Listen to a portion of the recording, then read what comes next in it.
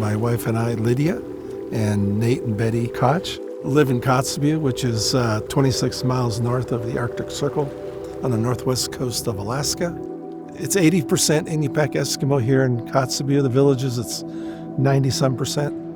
It's a town of about 3,100, 4,000 in the summer. People come in from the 11 surrounding villages. We really started Arctic Circle Wild Seafood because the fishermen approached us a couple years earlier asking if there's anything we might be able to do to help them get the price per pound up. We looked at it for a couple years and came back and said, yeah, we can do this, but we got to change a couple things that folks are used to and bleed the fish when they first come into the boat, ice them right away, and keep that temperature down because we're selling quality as much as we're selling fish. The product that we have on the salmon is the Pacific Keta, and ours here in Kotzebue is considered really the best of the Pacific Keta or chum. My wife is Inupiaq Eskimo, so is Mike's wife. I'm Kuna Indian out of Panama. But what we wanted to do is make sure we had a native-owned company and that we worked in Kotzebue with the local fishermen. The native people and indigenous people in the United States, they lived off the land. They lived off the animals that were there.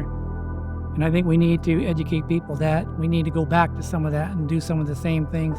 But you have to be able to not only take from the ocean, but you also have to make sure that you replenish what's there.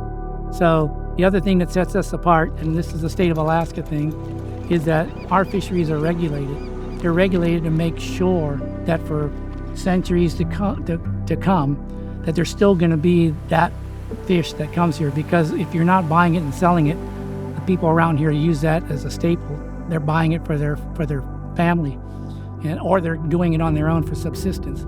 So we have to make sure that we only take what is necessary and that we continue to make sure that we can sustain the product.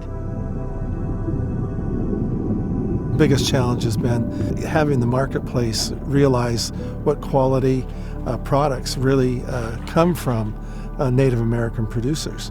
That's sustainable, it has authentic practices, and it benefits the local fishermen and the local communities in areas that have like structural unemployment of over 50%.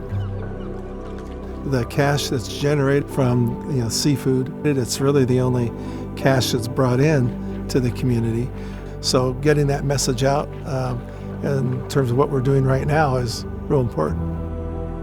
And getting people to understand that story and how they're helping the local economy is, as they learn it, then we gain friends and customers.